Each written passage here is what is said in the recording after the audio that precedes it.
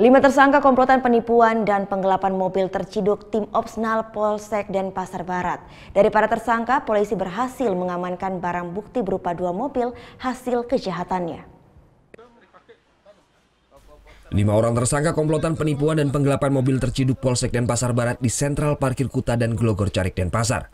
Sekitar 1 minggu berada di balik komplotan ini berhasil menipu 2 tempat penyewaan mobil.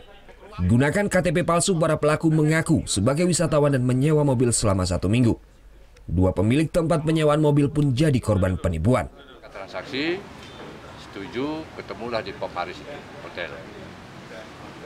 Menyewa mobil seminggu, lalu 2-3 hari di sana standby, hari berikutnya menghilang. Lalu dia berangkat bersama berempat orang ini ke arah Bedugul. Sampai di sana GPS dilepas, GPS-nya yang ini, yang tadi ini sama aki ini, sehingga mobil tersebut tidak terlacak lagi oleh pemilik. Lanjut dibawa ke negara, sudah dititip di sana. Dari pengakuan para tersangka, rencananya mobil tersebut akan dibawa keluar Bali.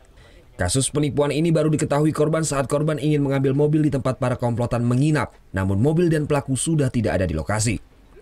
Petugas amankan barang bukti mobil Toyota Innova dan Toyota Calya, printer, serta laptop. 2 dari 5 tersangka juga merupakan residivis dalam kasus yang sama. Kelima tersangka pun terancam hukuman 4 tahun penjara.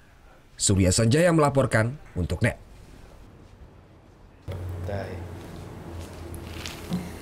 Udah selesai kan nontonnya? Nah, jadi jangan lupa buat like, komen, dan subscribe ya.